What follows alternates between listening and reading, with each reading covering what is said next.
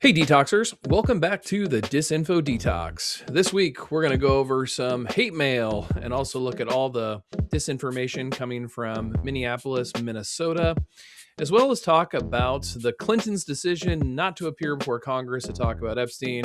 We'll even get into a little bit of a kerfuffle that Rahm Emanuel brought up by arguing that we need to put an age limit on the presidency, that you shouldn't be able to serve after the age of 75. And if we have time, we're going to get into a roundup of some of the stories of censorship from this week. Should be a good episode.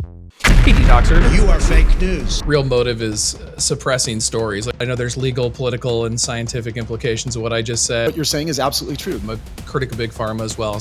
This has not been touched. Liberal professors argue against like a straw man conservative, and on conservative media, they argue against a straw man liberal. Someone who was in the CIA, what do you think of that kind of characterization? Saying old fart doesn't get tech, right? I'll literally wear the t-shirt. That's because that's what a con artist do. So the problem with the press is you have people in the press today that don't have the gravitas of the experience to be where they are. Help keep independent journalists like me and Nolan and others alive. I love your writing. Nolan, thanks as ever for what you're doing. Hey, Detoxer. Fake news. Gonna go to Broken Talks right twice a day. All right, I am joined by our resident philosopher, Dickey. Welcome back. Hey there, Nolan. Hello, Detoxers. All right, good to have you back. Lot to talk about this week in terms of disinformation and media. But before we do, how are you doing? Yeah, just doing my best to stay optimistic and not become a nihilist. All right, well, we did get some hate mail, which I love. Oh yeah. All right. So about I think the last time you and I were on together, we had an episode breaking down what fascism means and kind of the history of it. And this was the comment we got from one person. They said, "Well, I went into this hoping to hear some kind of at least slightly heterodox and nonpartisan perspectives. Turns out this is just another partisan left liberal channel. No nuance, no comparing the pros and cons of both sides. Just run-of-the-mill political partisanship. So if you're looking for something that rises above the, quote, right bad, left good discourse, you have to look somewhere else." Dickey, I do think we failed in talking about the good sides of fascism in that episode, but what do you think? Yeah, how dare us? How dare we not stick up for the fascist perspective that I think, has history will show that what happens to those who stick up for fascism. So. Yeah, I don't know. I think it gets to one of those points where we start to talk about things that just angers folks, and rather than kind of process why they're angry, they just sort of react with some negative comment. Yeah, that's how I definitely I feel like that's in this week's episode of Hate Mail, that was definitely in the next one, the email, I think that's abundantly clear. So yeah, I also received an email. So I was interviewed by a newspaper talking about this local sheriff who essentially had said, I guess he was getting frustrated with protesters being at the site of these police activities. And he kind of pushed back and said he's going to argue that his police no longer have to protect protesters. And I made a comment about like, well, that's not really for him to decide. Like, police will have to look at the situation to decide for themselves. This person claimed I didn't know what I was talking about because police don't have a legal obligation to protect people, which that is correct. Supreme Court has upheld that. But police also have to assess the situation. So this idea that they're just not going to protect isn't for this one sheriff to decide. I guess it's a little nuanced, but I don't know. What do you make of that? Well, yeah, I mean, when it comes to the person who was emailing you, I feel like we just made me think like, oh, we this is why we have hobbies, like the person who was kind of trolling you. I don't want to necessarily psychoanalyze them, but I guess actually I am going to psychoanalyze them right now and say that they probably feel very, very powerless in this moment. And that, like trying to intellectually dunk on you is how they have a semblance of control rather than actually really being interested in talking about, the system that they're in and how we police and like, why is it in our society that there's a lot of carjackings? And I don't know. I feel like the defending like the emailer really seemed to be in defense of not just like in the law that says, oh yeah, police don't have to um make that if people get in the way, if they're in a crime scene, in an active shooting scene, like fuck around, find out type of stuff like that. Just I really think that that's kind of making accountability and safety like as opposites or oppositions, and I think that, like, yes, it's clear, stay out of the crossfire, like that is certainly true. I want people to live, but also, like, don't criminalize oversight. And I just think the sheriff, like, is such a dick, to be honest. Like, he's such a dick. It probably deserves to be fired because he was, the comments he was making. I don't know. Look up the definition of terrorism, and then think about his comments and the fact that they're kind of essentially a threat that's trying to intimidate people into a certain way of acting. And it's slightly terrifying that someone like that is a sheriff. So I think he should get fired. But yeah, this person probably needs to find more hobbies to channel their rage. But hey, what I do appreciate about the United States is that people can choose how they want to participate in politics. Allegedly, as we, I don't know. Right now, we're not seeing that so much, but. Well, tell me if you agree with this piece of hate mail. This is a good one. So this was it was not hate mails, hate comment on Truth Social. This was in response to my claim that, right now, a lot of protesters, I was talking about Minnesota, and I was saying that a lot of protesters right now are, believe in due process. They're waiting for the law to take its course in the courts. They're believing in elections to change the climate. And I was saying, once they believe that, like, that system's evaporated, then we're in a danger zone. You're going to end up with more like vigilante justice because people no longer believe there's a peaceful system of getting justice. So it's more like a warning than like chiding the protesters or chiding the government. And on True Social, the response I got, and you tell me if you agree with this: Nolan Higdon is a fucking idiot. I mean, Go, Dickey. Yeah, what's the definition of an idiot?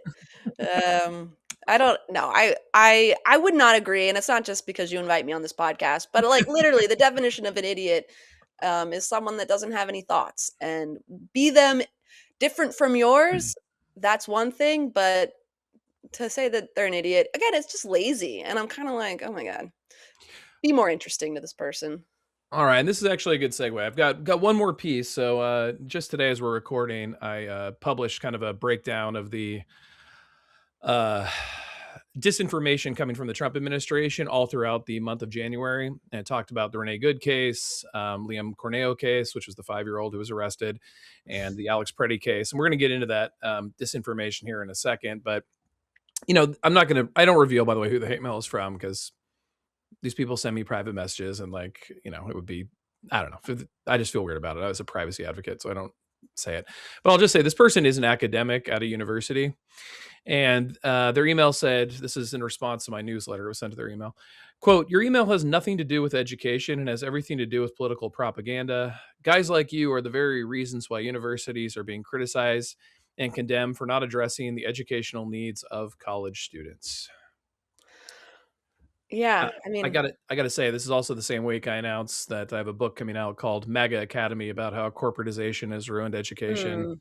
mm, But anyways, I don't know. What do you make of that kind of like deflection from not addressing the actual content itself and trying to segue into someone who points out disinformation across the ideological spectrum yeah, on undermining education? that's kind of exact. I was just like, do they even read your newsletters? Like, you don't hold punches for any side. Well, And and that's kind of an interesting thing. I'm glad you said that, because I mean, obviously that's something, a goal of mine, which angers people across the political spectrum. But I think what you hit on there is so right. People read one thing, they don't research for any other context, and they draw conclusions. And if anything, this guy's email illustrates the problem with education. The same way we chide like online internet users for doing that. Here's a supposed academic at a supposed university reading one thing and drawing a conclusion to a topic that's not connected. Yeah, yeah, it is. I don't know if incompetence, or they just don't care, or they are just very ideologically sort of. It's like an ideological quagmire that they just cannot get out of. But it's sort of. I think the research part. You said it much more eloquently than me just saying they're lazy, but it's like they're not doing the critical thinking that Sure. you would hope that your university professors are engaging in. That's why you got to read Mag Academy, so you can see what these people are like. I'm telling you. Yes. Everyone, add it to your wish list, or if it's out, when is it coming out? It's going to come out in April of 2026. All right. But Sydney Sullivan, who you know well, her and I are doing a companion podcast, and we're releasing episodes to the book as well. And the first one's out now. Oh, that's awesome. Yeah. All right, so let's get into the disinformation of the week here. Our first story, Dickey, is about Minnesota. And basically, I mean, it's been going on longer than a month, but what we're going to talk about here has been the last month, so-called Operation Metro Surge. This is the Trump administration's of putting federal officials on the ground in Minneapolis and the larger Minneapolis area. We usually say ICE, but it also includes Customs and Border Protection as well. And, I guess there's kind of, three pillar incidents, but they're not the only incidents. There's been numerous others. But of course, Renee Good was killed on January 7th, 2026. And then on January 20th, 2026, Liam Conejo Ramos was detained by ICE agents. He's a 5-year-old. It was shortly after his father was also detained as well. And we'll get into that one in a second. And then, of course, we have the death of Alex Pretti, which I think was really an inflection point that changed a lot of this. And what I want to talk about on the show is I think people are familiar with these stories, but just the falsehoods with them. And I'll go through these real quick. But like Renee Good, as soon as she was killed, the government falsely claimed she viciously ran over an agent. They falsely claimed this agent had to be hospitalized. They falsely claimed that she was a domestic terrorist who had been stalking them all day, when in fact she had just dropped her child off at school. And then they refused an investigation of Ross, but they did do an investigation of Good's widow. And then you take the story of the 5-year-old, Liam Conejo Ramos, and they originally said his father abandoned him, which his father did leave the scene, but his mother was there, and there were school officials and neighbors who were willing to take him. And they were trying to get the mother to come outside, but she was afraid to come outside because she didn't want to get detained. And school officials and neighbors offered to take the child. These are people who know him, and ICE refused. Instead, they detained and now have locked up the child with his father. This is the 4th child in that school district who has been detained in the 2 weeks previous. Apparently, the father and son are now locked up in a South Texas facility. And then in the case of Alex Pretti, they claim that they said he had a gun, which was true, but they made it sound like he, brandished it at ICE officials, which he didn't. They said he was violently getting involved, and in fact, his hands were up. They said he was shot to death because he was resisting arrest, but the video clearly shows that he has his hands up and he's on the ground, and they had already taken the gun out of his pocket when they executed him. Still, the administration called them defensive shots. They called Pretti a would-be assassin. They referred to Pretti's actions as an act of domestic terrorism. They said that he was interfering with the arrest of Jose Huerta Chuma, who they described as a violent criminal, but Minnesota state officials actually stepped in a rare move and publicly disputed this, noting that, in fact, Jose Huerta Chuma was not indeed a violent criminal, nor did he have any felony record. And then they tried to kind of shift gears here with the narrative with Kash Patel and Treasury Secretary Scott Bessent saying, well, you can't bring a gun to a rally. Of course, this angered the NRA and was very hypocritical, as the right wing had supported, Kyle Rittenhouse bringing a gun to Black Lives Matter rally. They had supported this couple who brandished weapons at Black Lives Matter. They invited them to the Republican National Convention. And they had supported Michigan protesters during COVID, bringing guns to the Michigan State House. And then when that didn't work, their last sort of move was to make this argument that has no legal standing, which is that the left and the Democrats have created disorder. And as a result, ICE are taking these measures. But, JD Vance really amplified this. But Vance is supposedly a lawyer. What other people do is irrelevant. It's each incident individually, but still Vance, tried to tell all these stories and justify it. In the end, we it looks like public opinion is largely turning against this, and we can talk about that in a second. But what do you make of kind of the disinformation just of all these stories and how easily they are debunked? Yeah, no, it's I think that's in addition to the live streaming murder that we've seen of Renee Good and Alex Pretti, like that is 100% very disturbing. But this extra layer is the discrepancy between the narrative of the government coming from the government, and what we're seeing, like through the sort of citizen journalism, or just people showing up with their cameras, filming what's happening.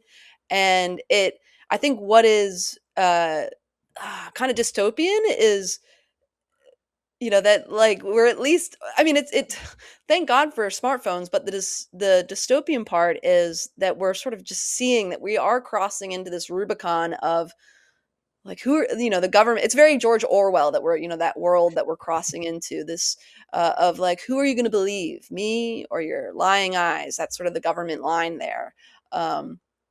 And yeah, I don't know. I think there's two parallel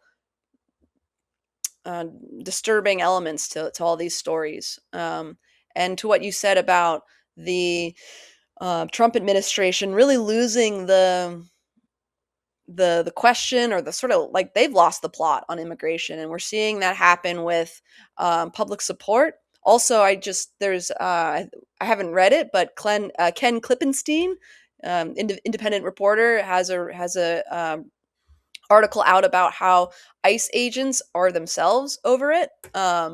There's also reporting on how the kind of inner implosion of, Kristi Noem is turning on Stephen Miller.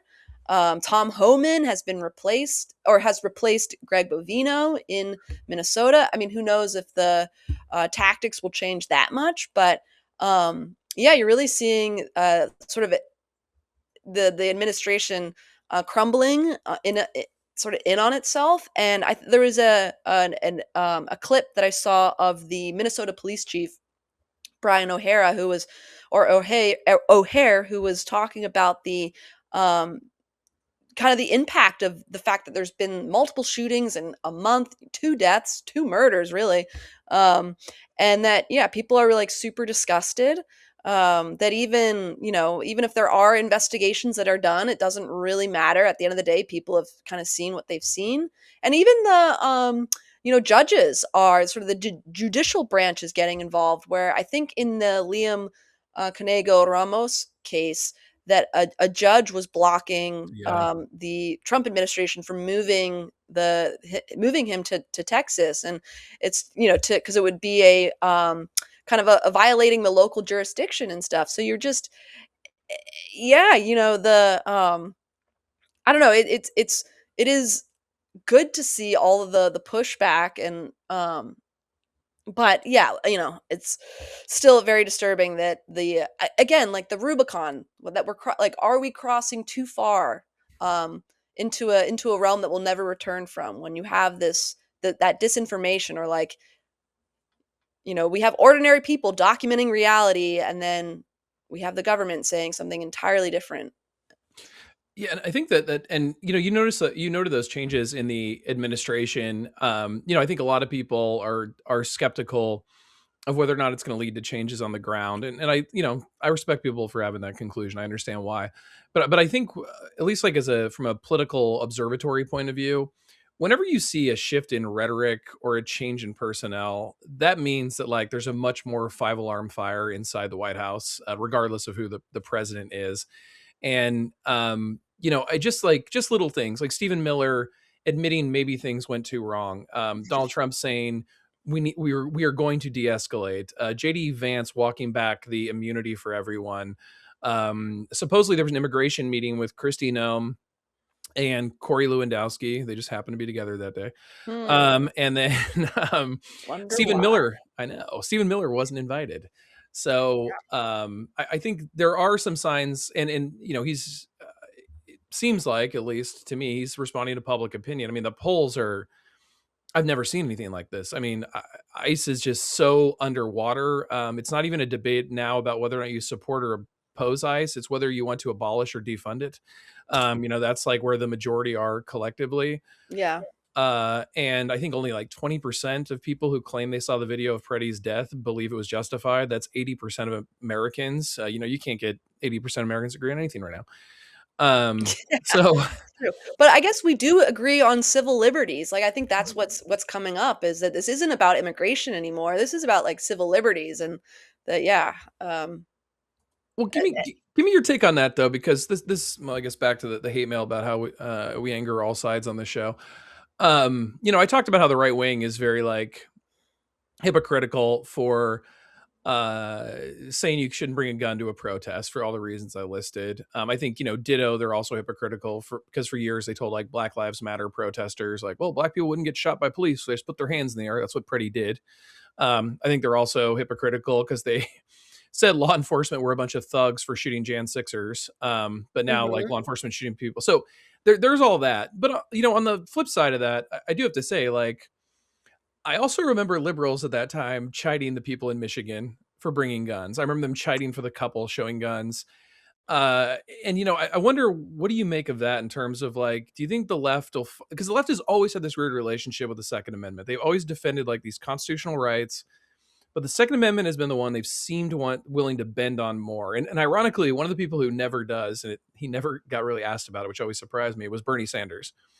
Bernie Sanders is a big Second Amendment supporter. He has to be in Vermont. And of all the things they hit him on, they never really hit him on that. And I always thought the Democrats would. What do you think this says about like liberals moving forward? And are they going to have like more of a protect the Second Amendment type attitude, given what they've seen in Minneapolis with Pretti? Or do you think this will be kind of just a blip in time? Yeah, it's a great question. I know there was I think that the Second Amendment is an interesting. They're different degrees, I think, of people who want to, who have critiques of it, or thought feelings towards it, or beliefs about its legitimacy.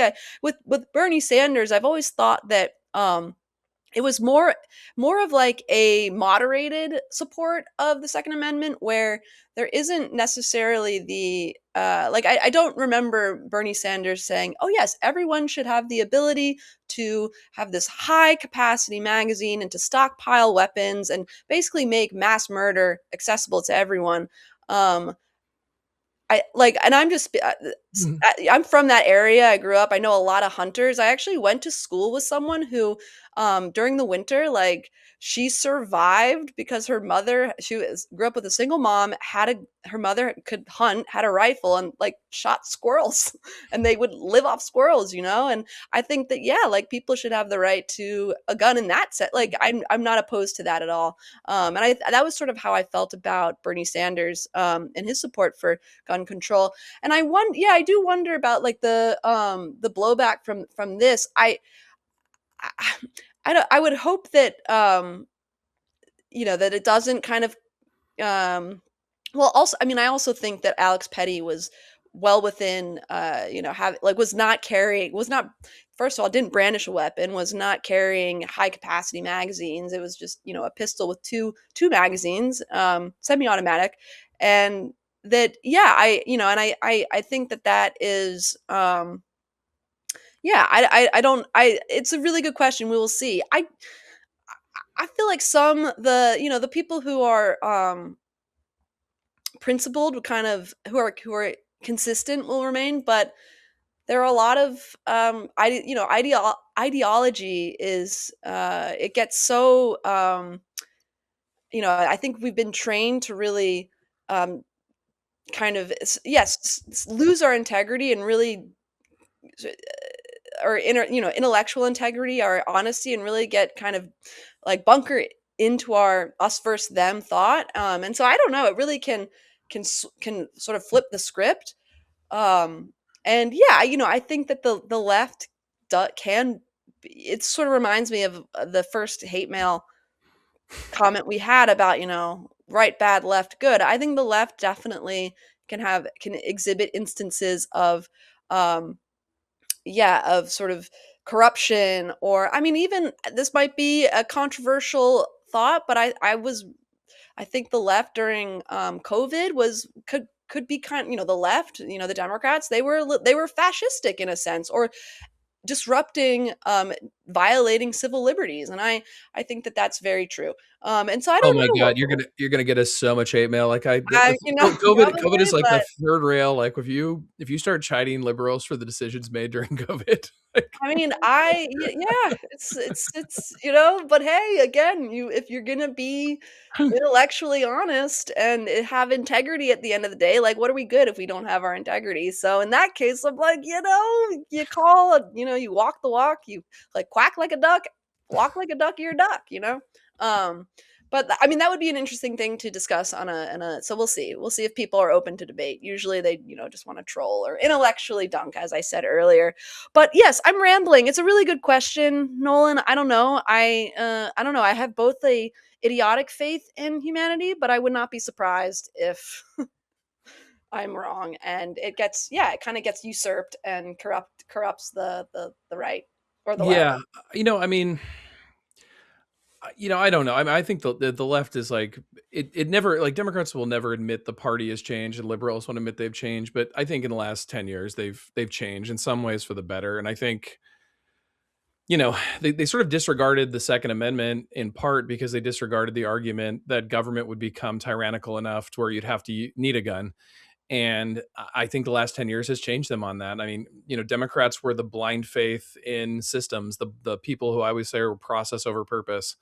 So in my estimation, I think there's some changes, but there's another aspect of this story I want to talk about, because we kind of mentioned how just because you change the leadership and language doesn't mean the policy will change. There's been a couple things that have happened recently in the Trump era. We don't need to get into them, but I'm going to segue this into something, a theory of mine in the next segment, which is like on Greenland, he made this big kerfuffle and sucked up all the oxygen, and in the end, we ended up with a policy where we have the same relationship with Greenland, like legally speaking, that we had before. Now, I mean, obviously the Greenlanders hate us now. But in Venezuela, yeah, you removed Maduro. It was a big spectacle. It ate up a bunch of news time, but really you left the same regime in place. Yeah. And they were willing to give us the oil before Maduro was removed. So even that is like basically the same. That could be the case in Minnesota, that nothing really changes. But what these three things have in common, and it relates to our next segment, is since December 19th, the Trump administration has been in violation of a law they signed to release the Epstein files. And it's not only that we're not, quote unquote, talking about it, because the media is not talking about it and large swaths of the public are not talking about it. A lot of people in Congress, even people who voted for it, are now like dismissive of it and saying like, well, we did our part. It's a story that's died on the vine, but there is one way it's keeping alive, and it's really ironically by the MAGA people. They're keeping it alive without, I think, knowing they're keeping it alive. And it's a story about the Clintons. And in the House of Representatives, the Oversight Committee, led by Chairman James Comer, they're investigating Jeffrey Epstein. And their goal is supposedly to get testimony about the documents. And they've honed in, of course, on all of Trump's political adversaries. And they tried to bring Bill and Hillary Clinton in, which, okay, Bill Clinton, there's a lot of questions there. Hillary, I think all the evidence we have publicly, correct me if I'm wrong, Dickey, is basically that she attended dinners and events. Yeah. There's no nefarious personal communication or anything like that that's come up. So just the very fact Hillary, and God knows I'm no Hillary Clinton defender, but just there's no real there. And that, to me, that illustrates how much of BS this is. But regardless, it is a congressional order. So they are in defiance of the January 13th order. The Clintons sent letters to the committee arguing that they're going to defy the subpoena. The House then recommended contempt charges to the full House. And in a rare break from party lines, 9 out of 21 Democrats voted with the Republicans against Bill Clinton, and 3 Democrats voted against Republicans in the case of Hillary Clinton. These were Summer Lee, Emily Randell, Maxwell Frost, and apparently like Nancy Pelosi and Hakeem Jeffries were like furious at these people for breaking with the party. They wanted to maintain the argument that this investigation was politically motivated. But the people who voted with the Democrats or voted with the Republicans, I'm sorry, they thought that this was putting nation over party. I want to talk to you about Epstein. I don't want to get too much on the Democrats here, but to me, I think this is like a long coming head that's needed in the party. The Clintons shifted it to a corporate party, especially with like the age of quote unquote identity politics within the post Me Too movement. I mean, Bill Clinton is really difficult to defend. And I think there's a lot of young people in the party who are just like, why do we defend this like corporatist sex abuser? Why do we like take it on the chin for this guy and let him define our party? I think that's at play here, but I think the Epstein story is kind of a larger part of that. But I don't know. What do you make of it? Yeah. I mean, I don't have much more nuance to add to. I mean, you said it perfectly. I think it's about damn time that that the Democrats actually had some balls and didn't do as they're supposed to do, according to the sort of the party, like upper echelon of the party power brokers, which are like Clintons and the Pelosi's of the group. And yeah, I mean, I think that it's kind of, I'll give credit to the Democrats that voted with the Republicans, like especially when it comes to the future. What that voting block will be in the future are the younger voters who Epstein is such a litmus test of, like the same way that Israel kind of is, or like APEC. Like it's, like if you how you line up on these issues really says people, it says what type of politician you are, who you're more beholden to. And this is why the Democrats didn't bring forth Epstein stuff earlier when they were in power, because, yes, Trump is implicated, but so is the Clintons. So are basically every other, big time Democrat. I think that, yeah, it's interesting that the Democrats are just doing what Trump was doing, kind of, oh, it's a sham. It's politically motivated. So it's just kind of a circus. But yeah, I think it's great. And I'm hoping that maybe this, that younger Democratic politicians, or politicians that like see a future for themselves in the Democratic Party, are doing this. Maybe maybe again, idiotic faith.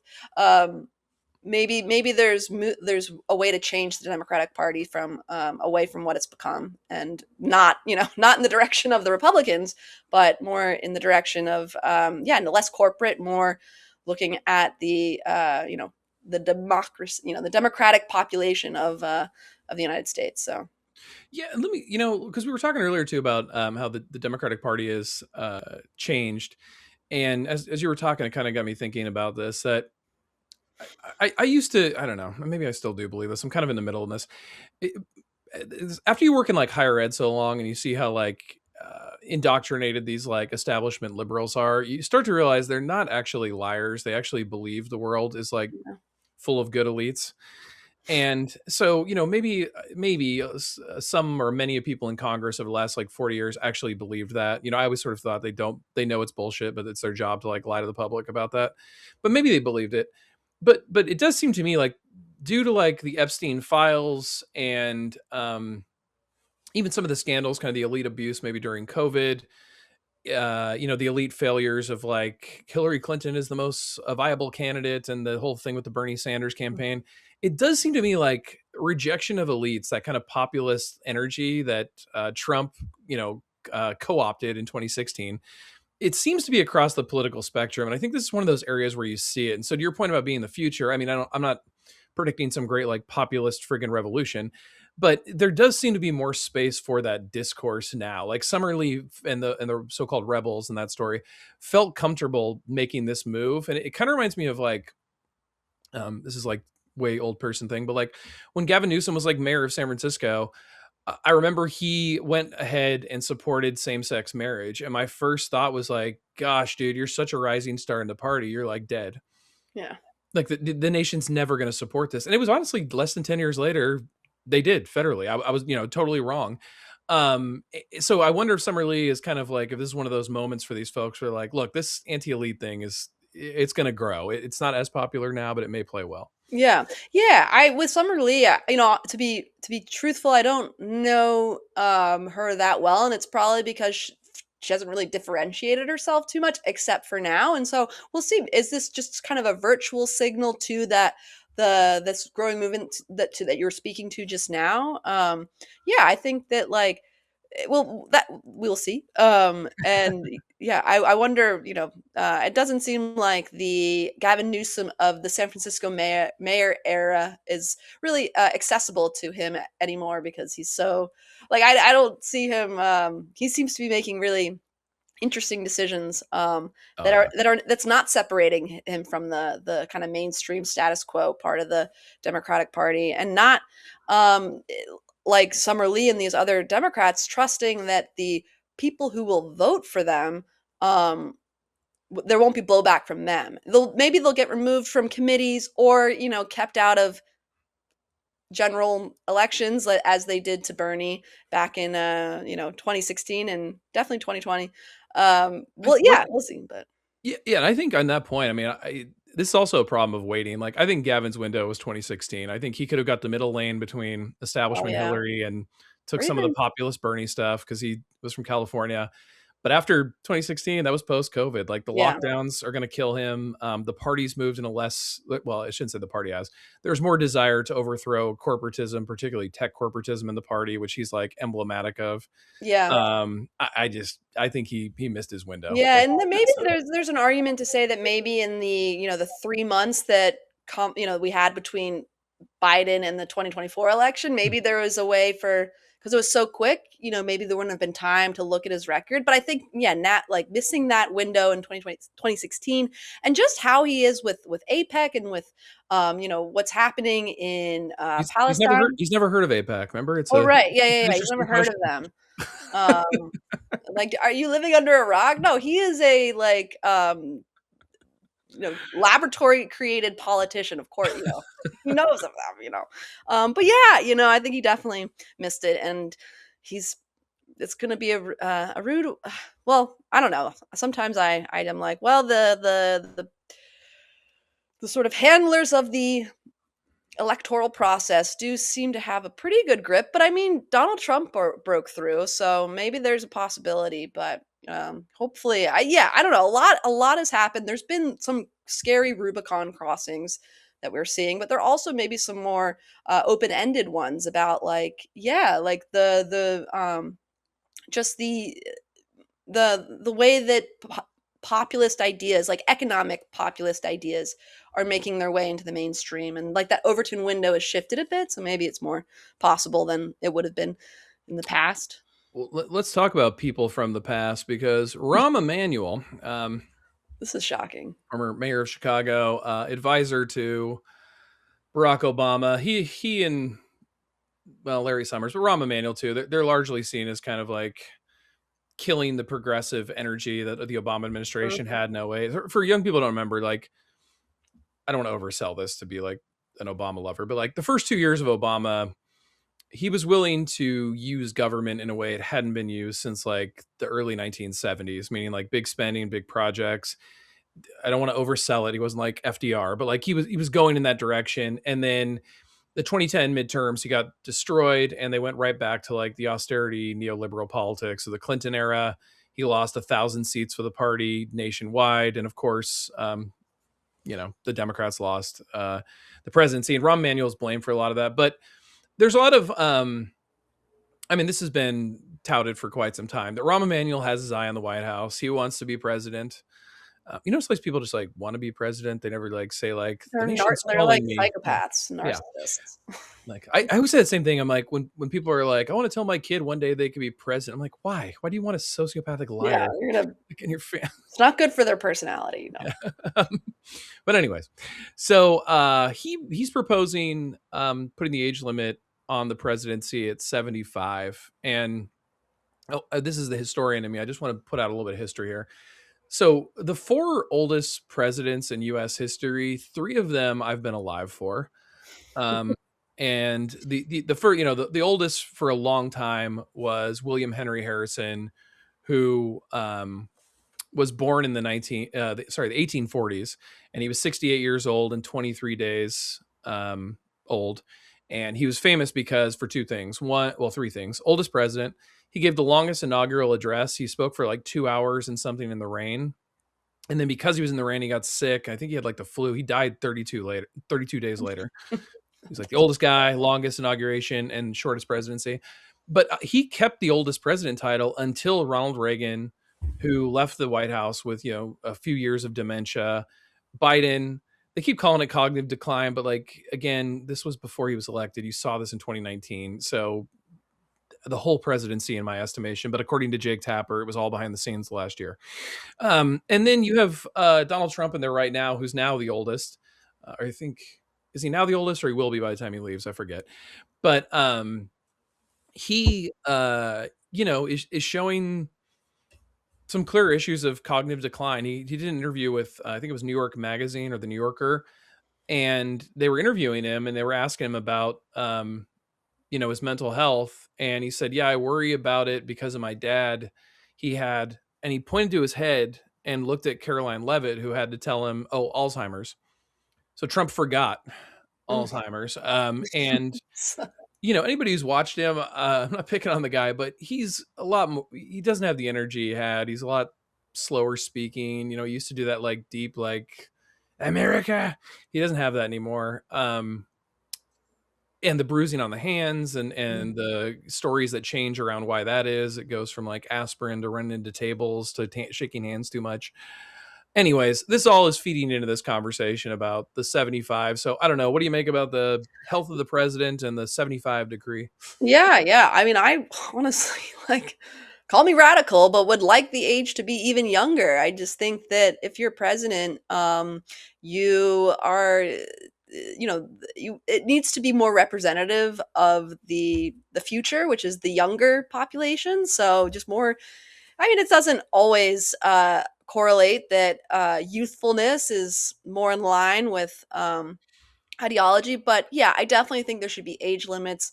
I think a lot of things need to be reworked in our, sort of the parameters of who governs, the being in a gerontocracy, people who are dying while they're in office, even just the fact that we are at this like with AI technology, like it's very important to have a grasp on technology. And I don't think a lot of old farts know how to even turn on a computer sometimes. But no, I mean that, hey, Bernie Sanders seems to be very with it.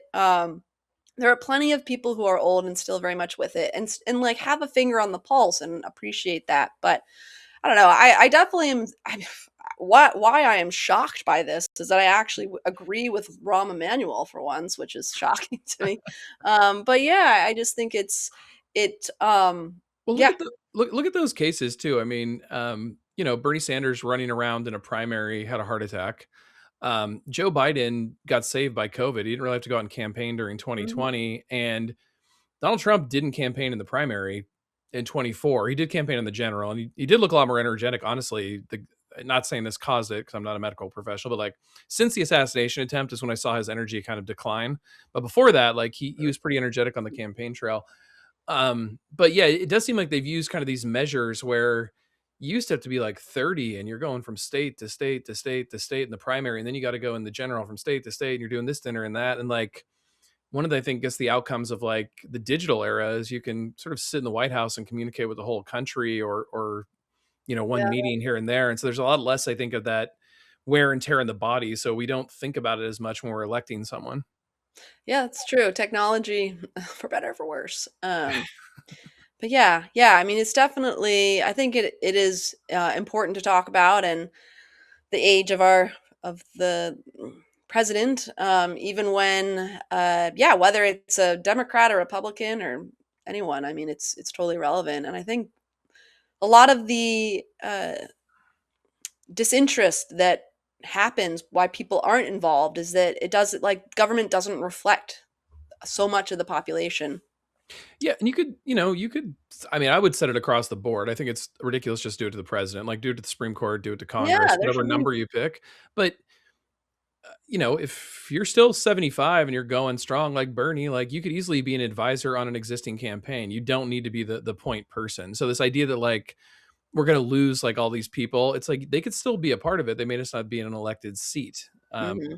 But I also understand like the idea of the slippery slope of once you start putting requirements on, like you open up Pandora's box.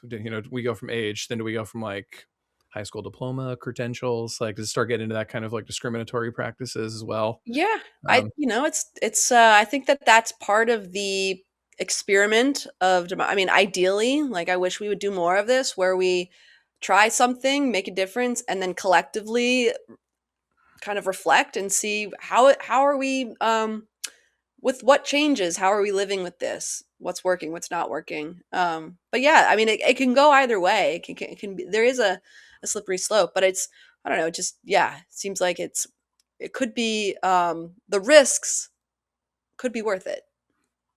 well, let's get to some of the stuff on censorship. So there's big news this week that the TikTok deal is finally done. And for folks who don't remember, a non-US company owned TikTok. There was concerns by initially just conservatives that the allegiance between these companies and the Chinese government basically meant TikTok was giving over sensitive information from Americans through TikTok to the Chinese government. They didn't have enough support to outlaw TikTok until you had the protests over what the U.S. was supporting through Israel and Gaza. And a lot of lawmakers blamed TikTok for leading young people to oppose the U.S. support for Israel and Gaza. And Mitt Romney has admitted that was the final thing that got enough votes on board to outlaw TikTok. But then the question was like, okay, if you outlaw it, like, can it be taken over by a U.S. company and remain? And that process has been going on for the last 2 or 3 years, and I mean 4 years, and no, 2 years, and then the Trump administration brokered this deal where, among other people, Larry Ellison is involved. And for folks who don't know, Larry Ellison was the leader of the company Oracle, which started with a lot of intelligence, especially the CIA contracts, to become a juggernaut, major part of big tech. Bought part of CBS for his son, major donor and supporter of the Trump administration. And wouldn't you know it, as soon as they took over, people were complaining that they weren't allowed to talk about Epstein, even in private messages. TikTok acknowledged, so many people were outraged. TikTok's leadership announced this was due to a problematic update. Hmm. Um, Hmm. so, what do you make of the TikTok deal? And do you believe Yeah. that this was just a coding error? Yeah, very convenient that there just so happens to be a technical issue. Yeah, I mean it's kind of what is to be expected. You could it's didn't have to think really outside the box to yeah predict this. And it's just I think it makes a lot of sense to media or billionaires, media people to own large swaths of the media. They can do the, government's bidding and get favors for that. That sort of so yeah, again, it really is not too surprising. And but I will say that there's probably it's like the whack-a-mole. Like there'll be another app that maybe will get captured by corporate interests, but if TikTok if this continues to happen, people, I mean, maybe not everyone, but other people, I think that I imagine that this will only fuel novelty in a way of more innovation of other ways, other platforms. But yeah, it's it's like, yeah, are we any better than China? When it comes to this TikTok censoring. I think that is a direct point right there. This and the whack-a-mole too. Like, as long as you have corporate ownership of media, whether it be so-called social media or Google searches or Amazon or legacy news media, you're going to run into this ideological problem. And like, you need to break up these big companies and you need to fund independent alternative media. Robert McChesney years ago talked about democracy dollars. Give every American X amount of dollars to donate to any media outlet they want. That way you can build media structures that are not controlled by the government because the money goes through the public. I think that's one thing. And then to your point about like the censorship, this was the stupid thing about the whole TikTok debate. Everything you could complain about TikTok doing, you could say the same thing about US social media companies. It was just like this xenophobic hatred of China, but whatever. But so the censorship does not stop there. The Trump administration has also continued to use legal matters to try and intimidate news media to change narratives that benefit him. He claimed he was going to sue the New York Times because they put out a poll he didn't like. He claimed he was going to sue New York Magazine if they didn't publish a favorable story about his health. It also shows that earlier there were some documents released that earlier in the administration. Oh, I should say one of their lawsuit too. The Trump administration also tried to go after Don Lemon for covering the protests in the church in Minnesota. And then we had new documents that released that illustrated that Marco Rubio and the State Department were actually going after Palestine or any student newspaper writers who were supporting the plight of the Palestinians in Gaza from Israel. So that's the federal government directly targeting people who are using their First Amendment rights. And I guess we should just add this too. In addition to lawsuits, the Trump administration in his second term has used funding changes. So the government, Trump supporters helped reshape CBS and its ownership. Again, the Ellisons are behind that. And one of the people on CBS Air who's gotten a lot of attention is Tony Dokoupil. Is that how you say his name? Dokoupil, I think. Tony Dokoupil? Yeah. Dokoupil? Okay. There's no greater insult when you don't know someone's name. Yeah, I'd never heard of this guy before. He allowed Trump to make a bunch of unchecked claims on air, such as there was no inflation and he's ended 8 wars. He's basically asked softball questions. He, favorably reports on every claim Trump makes and like ignores things. Like he was there when Trump was at that plant, I think, when the worker called Trump like a pedophile protector and Trump like told him to F off and flipped him off. There's a, and he like, whatever. So he really has been favorable to that. He's actually signed off, saying things like, we trust you to trust yourself, but he's also lauded like Trump officials on air, saying he like supports them, which, journalists are supposed to be objective. So I don't know. What do you make about the Trump's kind of continued war on the press? It's not getting as much attention as it did earlier this year. I mean, yeah, not that it shouldn't be constantly brought up, just so we have a record of all of the, corruption and the abuse of power. But yeah, I mean, Trump doesn't believe in democracy. He doesn't believe that, a good press is one that is, like North Korea or something, the North Korean press. And I think someone was comparing the health statements of Trump that met numerous Trump officials and even doctors were saying, and then comparing it to North Korean statements about Kim Jong-il, and it was just, they were essentially carbon copies of each other. And so, yeah, a good press is one that is sycophantic.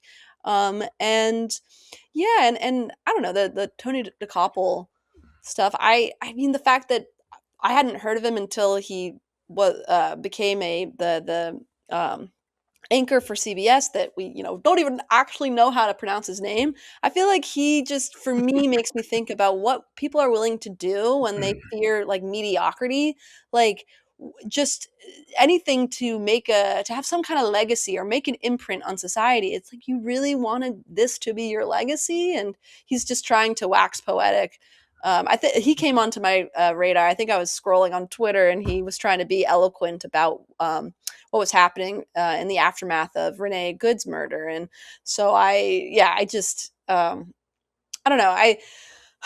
Yeah, it's again, I think that we're just in this really, um, I mean, yes, it's terrible that there is such clear, almost like, yeah, corruption and um, abuse, like conflicts of interests and abuse of power with the media. But like there is a role that it plays in changing the landscape, and I hope that it, again, a Rubicon. I guess that's the theme for me, is crossing the Rubicon. But yeah, maybe on the other side there's something more, and it's more about like the independent media that and I mean, hey, like the sort of universal income to contribute to media. I think that would be a great idea for independent media infrastructure. Yeah, because to your point about this too, like the 7 richest billionaires are all media barons. So everyone who gets wealthy knows if you control media, you control the information, you can somewhat control the public. And then it gets to like what you said about like their legacy, and you're talking about Tocopel, like you want this to be your legacy in journalism, or you were talking about the Kim Jong Un or ill thing, where like people from the Trump administration, like Marco Rubio, they were claiming that like Trump can like run circles and he's most energetic ever and all these things. I think something similar too, but it's not even necessarily about your legacy. I just think like when you go home, I don't know, don't you have like a spouse or children? Like don't you look him in the eye? Trump like insulted how Ted Cruz's wife looked. Like, Ted, how do you go home to your wife and defend that you still like defend this monster? Or like Marco Rubio, the guy called you like little Marco and like debased you publicly, and then you go out there and grovel before him for some like Latin America policy.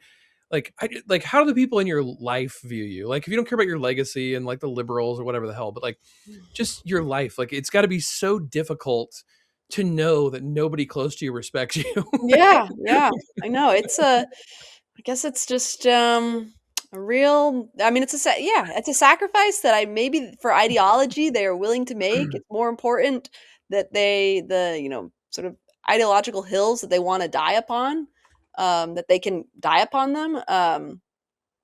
Yeah, I don't know. I don't know. And actually, I do think it's Kim Jong Un who's the current supreme leader. So I misspoke. But Oh, no worries. yes. But yeah, no, it's. I don't know. And yeah, and even JD Vance. I'm like, I mean, maybe I'm naive, but I just don't see how being connected to this administration. I mean, maybe you'll win MAGA, but all the people in between who actually have critical thinking capacity, you've just you've embarrassed yourself. You've lost like any credibility that you have.